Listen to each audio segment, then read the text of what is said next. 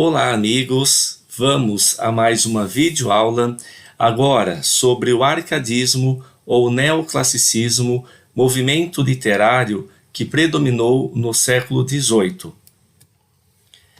As imagens a seguir são bastante representativas do contraste entre o que nós estudamos em aulas anteriores e aquilo que vamos estudar na aula de hoje.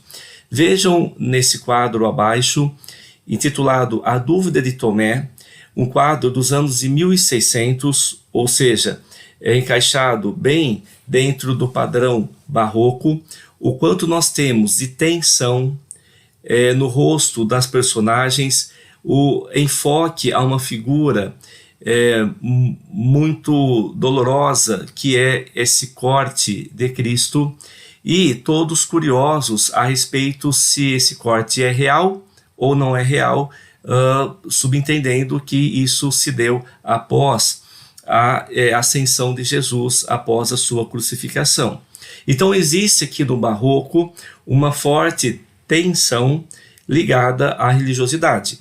No entanto, se nós olharmos para esse outro quadro, percebam que há um clima de amenidade, há um clima de suavidade, de deleite, de prazer, de encantamento e de proximidade com a natureza. Ou seja, o próprio título desse quadro indica o nome do movimento que vamos estudar, que é o arcadismo. O arcadismo surge num movimento europeu muito marcante, muito característico, como a gente vai poder observar. Inicialmente, o século XVIII pode ser considerado como o século das luzes, pela supervalorização da razão em detrimento da fé, do misticismo, da religiosidade do século anterior. E a consequência desse século das luzes será o surgimento de uma nova filosofia racionalista, intitulada Iluminismo, dos quais teremos alguns grandes representantes, como Jean-Jacques Rousseau, filósofo, autor de uma frase muito marcante para esse contexto, em que se dizia: o homem, por natureza, é bom, mas a sociedade o corrompe. Diante dessa premissa, a valorização do campo será algo inevitável. Além de Rousseau, podemos citar outros autores como Diderot, Voltaire, Montesquieu, importantes figuras racionalistas desse período. A consequência do iluminismo foi a Revolução Francesa, baseada em três alicerces filosóficos fundamentais, que são a liberdade, a igualdade e a fraternidade. Percebam que são valores válidos até os dias atuais, e naquele tempo muito importante eram esses valores, porque havia uma certa intolerância religiosa, havia uma falta de liberdade, uma falta de tratamento igualitário, não que hoje seja muito diferente, mas que tivemos um avanço, isto é fato. Como complemento da Revolução Francesa, nós vamos ter um trabalho fantástico feito por Diderot e D'Alembert, que é a criação da enciclopédia, objeto de saber, objeto de conhecimento, que vai reunir boa parte de tudo aquilo que o homem produziu ao longo das eras. Então vejam que é um certo resgate aqui do humanismo, né, que nós estudamos já em encontros anteriores.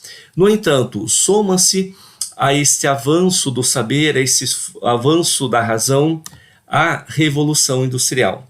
Ou seja, a paisagem começa a se transformar na Europa, e as vilinhas, os lugarejos de forte presença da natureza começam a ter o seu espaço disputado pela implantação de indústrias, o que vai gerar uma série de consequências negativas, né? E podemos já de antemão antecipar: o arcadismo é um alerta aos desmandos, as desorientações que a sociedade estaria passando, sobretudo se pensarmos na exploração exagerada da natureza. Então, embora seja um movimento lá do século XVIII, a sua mensagem é válida até hoje, né? Porque vivemos o auge da industrialização e as consequências nefastas está aí para qualquer um de nós podermos observar.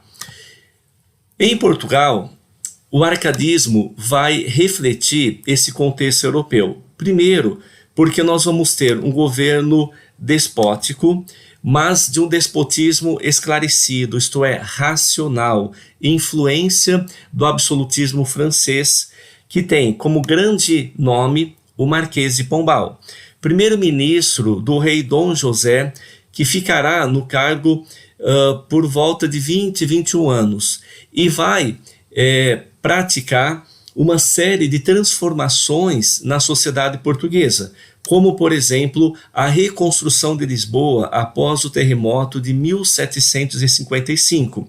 Reconstrução essa feita de modo esclarecido, isto é, racional, planejado, reestruturado, né? Soma-se a isso um trabalho muito forte de transformar o ensino em algo científico, em algo racional. Para isso, torna o ensino laico, ou seja, tira das mãos dos religiosos. E, por fim, o último ato importantíssimo do seu governo foi a expulsão dos jesuítas da metrópole e da colônia. No contexto brasileiro, nós vamos ter algo distinto pelo fato que é o seguinte: o ciclo econômico agora é o ciclo da mineração. Então haverá uma grande migração de pessoas para o interior do Brasil. Então vamos ter o surgimento de uma sociedade urbana em que, graças à descoberta dos minérios, vai se produzir no interior do Brasil, em Vila Rica, Mariana, Tiradentes, São João del Rei, entre outras coisas, uma sociedade que tenha uma vida cultural mais ampla, mais elevada do que se tinha no século anterior. Mas a mão de obra continua sendo escrava.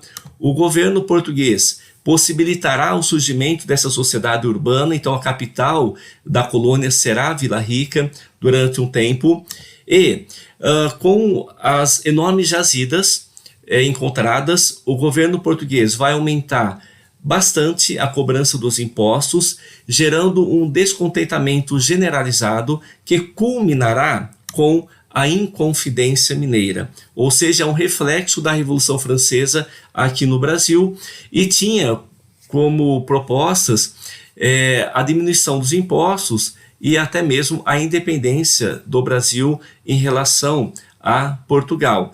E nessa Inconfidência Mineira vamos ter grandes representantes que foram também autores, foram também escritores, matéria para a nossa próxima aula, para o nosso próximo encontro, ok? Então vejo vocês logo mais falando das características do arcadismo no Brasil. Obrigado e até mais!